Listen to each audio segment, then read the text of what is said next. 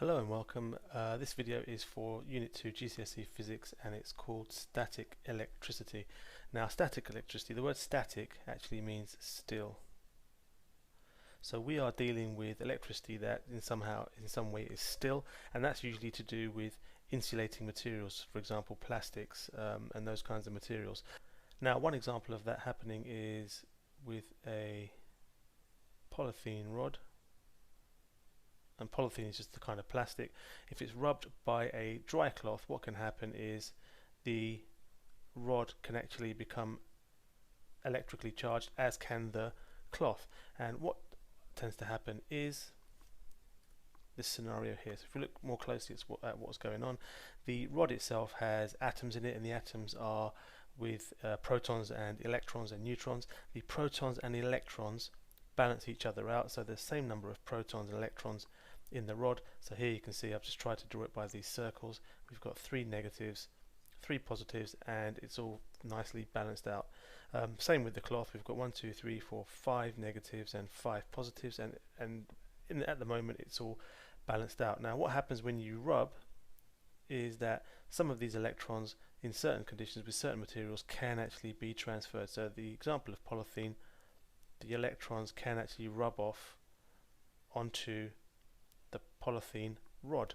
Now what that then leaves us with is an imbalance of electrons and protons. Here we can see we've got 6 electrons and 3 protons, so there's an overall negative charge on this rod. The cloth is left with more positives than negatives, and therefore the overall charge on the cloth will be positive. Now this doesn't always happen this way around. If you take another kind of material, for example perspex, with perspex it happens the other way around. So you can rub your cloth on the perspex, and instead of the electrons moving from the cloth to the perspex rod, they move the other way. So the electrons move onto the cloth. So what you're then left with is a cloth that has an overall negative charge, and the rod which has an overall positive charge, because there are more positive charges on those protons in the atoms of the substance called perspex.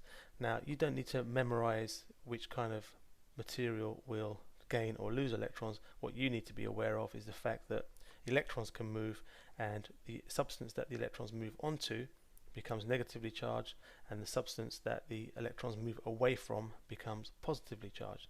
Okay, and at the moment here we have that scenario described.